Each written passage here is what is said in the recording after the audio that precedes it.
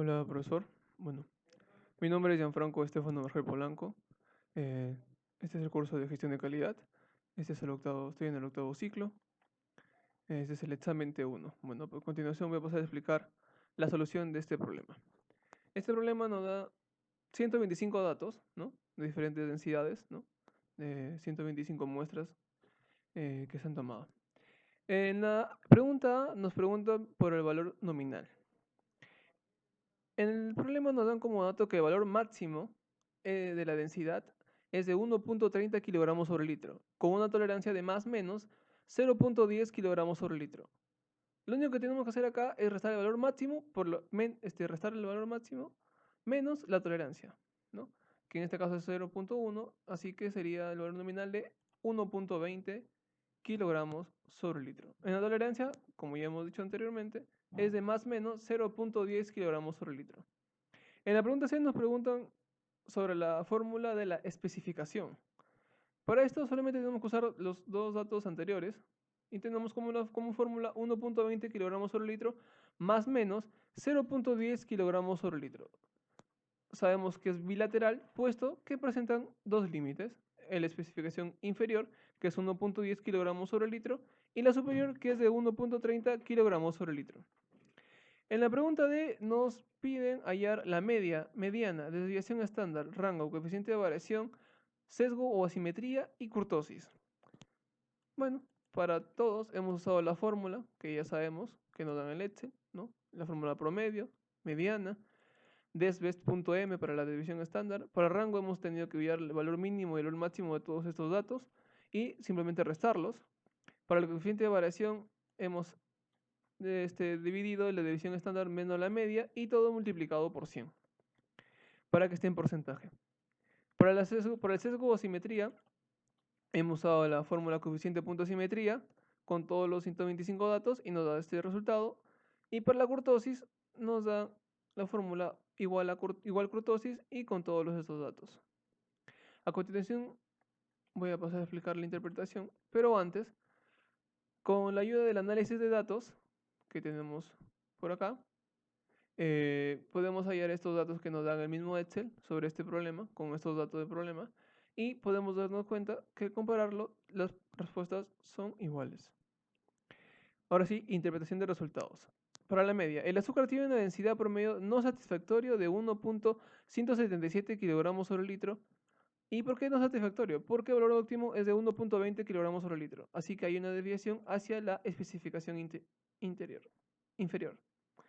Mediana. La mediana indica que la mitad de las muestras es de 1.173 kilogramos sobre litro o menos, y la otra mitad, el otro 50%, es de 1.173 kilogramos sobre litro o mayor.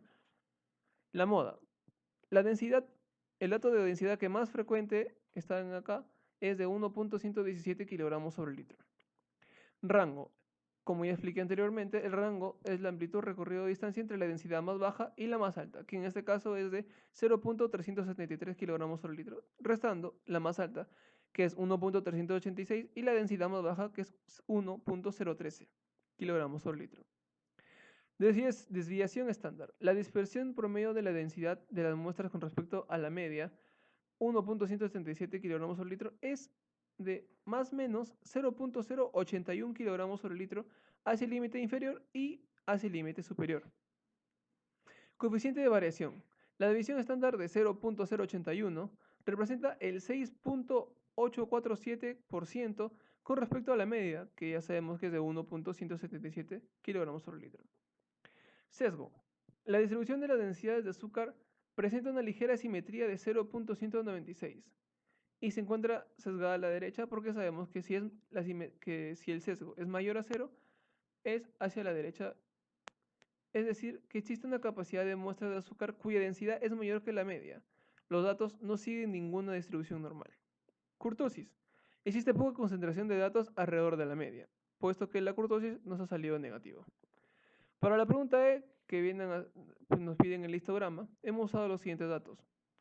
El número de datos, que son de 125, el valor máximo, que ya sabemos, lo hemos hallado anteriormente también, el valor mínimo y rango, que también lo hemos hallado anteriormente. También por esto necesitamos el número de intervalos. esto se halla con la fórmula que tenemos acá a este costado, que es de 1 más 3.322 por el logaritmo en base 10 del número de muestras, que viene a ser 125. Pero para que salga un número entero, hemos usado la función entero y así nos ha salido el número 7. Para la amplitud se ha tenido que dividir el rango entre el número de intervalos. Y para que no nos salga un número con muchos decimales, hemos usado la función redondear punto más con 3 decimales y nos da 0.054. A continuación vamos a terminar de estas dos tablas. En esta primera tabla tenemos los 5 intervalos y en el límite inferior, para el primer límite inferior vamos a usar el valor mínimo, que es 1.013. Para el límite máximo vamos a sumar este límite inferior más la amplitud. La amplitud la tenemos acá con este símbolo de dólar para que se quede ahí y las demás también tengan ese mismo dato y no se mueva. Para los datos del límite inferior simplemente vamos a usar el límite máximo anterior, así con todos los demás. En la segunda tabla vamos a llenar el intervalo de peso y frecuencia.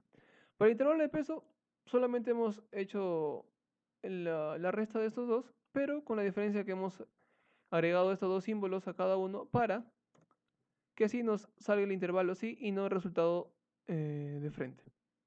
Para la frecuencia hemos cogido estos 7 tablitas, hemos usado la fórmula frecuencia con los 125 datos y los límites máximos. Y presionando Control, Shift y Enter nos llena los 7 datos que necesitamos. Con estas dos tablas, con estos dos datos, vamos a insertar gráfico. Nos dan este gráfico, ¿no? Como dije. Y para que se haga así como está ahorita, porque así no lo dan de frente, tenemos que ir a formato de serie de datos. Y ahí en ancho de intervalo tenemos que poner 0% para que se haga así como vemos acá ya en la imagen. Y también podemos ir a borde y cambiamos el color a negro para que se pueda notar la diferencia de cada uno, ¿no? De cada una de las barras. Agregamos también los datos que tenemos como la especificación inferior y la superior, el valor nominal que es de 1.20 que tiene que estar por acá, la mediana que es 1.163 y la media que es de 1.177. F. En la pregunta F nos hacen 3 preguntas, ¿no? Para poder interpretar este gráfico. Nos preguntan, ¿será centrado? No. ¿Por qué? Puesto que la media que tenemos por acá es diferente al valor nominal, así que no es centrado. ¿Será simétrico? Tampoco, porque la distribución de los datos de grado Briggs demuestra una simetría hacia la derecha y nos indica que existen muchos datos de grado Briggs altos y muy pocos cuyos valores son bajos. ¿Será capaz? Tampoco. Este proceso no es capaz ya que se observa que existen valores de grado Briggs que no alcanzan la especificación inferior y otros que superan la especificación superior. Como podemos ver a continuación, hay datos que están acá, sobrepasan ambos límites, ¿no? Para la pregunta G, nos dicen, ¿seguirán o se ajustarán los datos de contenido de azúcar del producto jugoso naranja a una distribución normal? ¿Y por qué? No, porque los datos, como podemos ver en esta gráfica, están alejados de la línea de distribución, como podemos observar en esta imagen, ¿no? Están muy alejadas, así que no se va a ajustar los datos. Por último, nos dicen que según el análisis e interpretación de resultados, ¿qué recomendación le darías al gerente de operaciones de Citrus Vending S.A.C? Bueno, yo lo que le diría es que en primer lugar compre insumos de mejor calidad para el proceso de esta preparación de este jugo. También podría recomendarle que hagan revisar el mantenimiento de las máquinas, porque tal vez, quién sabe, hay algún fallo, algún defecto, y así puedan arreglarlo, ¿no? Y que salgan mucho mejor. Finalmente también le diría que, como nos da el problema, como nos dice el problema, que se le agrega a los néctares sustancias estabilizantes para mantener la apariencia. Pues yo le diría que pruebe no agregarle esta vez y tal vez ese sea el motivo, que por querer mantener la apariencia de esto, del producto, está descuidando el sabor, que es lo más importante, pues, ¿no? Muchas gracias, profe.